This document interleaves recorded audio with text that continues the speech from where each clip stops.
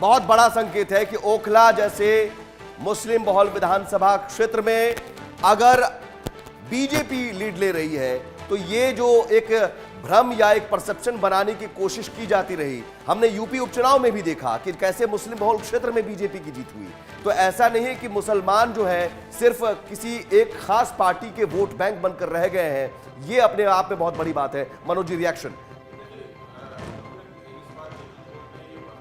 11% वो मुसलमान है जो कह रहे हैं कि मैं भारतीय जनता पार्टी को इस बार वोट किया हूं।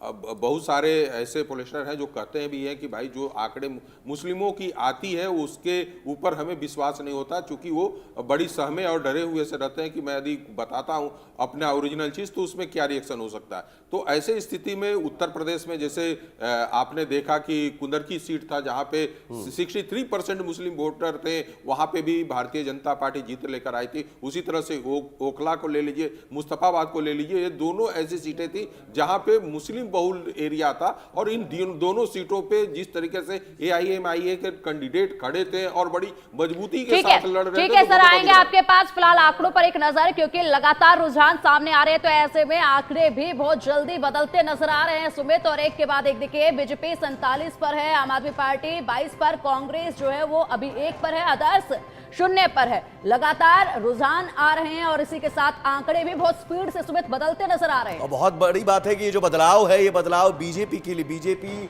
चढ़ती जा रही है 47 और आम आदमी पार्टी घटती जा रही है। अब यहाँ आपके पीछे 47, 22, 1, तो 22 जो कि 26 आम आदमी पार्टी थी, अब 22 और अब बीजेपी 47। तो ये आंकड़ा 50 तक, जिस 55 सीट का दावा अरविंद केजरीवाल कर रहे थे, क्या वो बीजेपी लेकर आएगी? बिल्कुल सुमित, अगर देखा जाए तो जिस तरीके से अभी बौखलाहट मतदान के दिन देखी गई, मतदान के बाद जिस तरीके से आरोप लगे, तो कहीं ना कहीं आम आदमी पार्टी को यह अंदाजा हो चुका था और वही बौखलाहट जो है वो निकलती आ रही थी आरोपों के उसमें। बिल्कुल आपने कहा कि सौरभ भारद्वाज कह रहे थे कि साहब बैरिकेडिंग लगा दी गई है, वोटरों को रोका जा रहा है। मनीष सिसोदिया पुलिस से भिड़ते हुए नजर आए थे।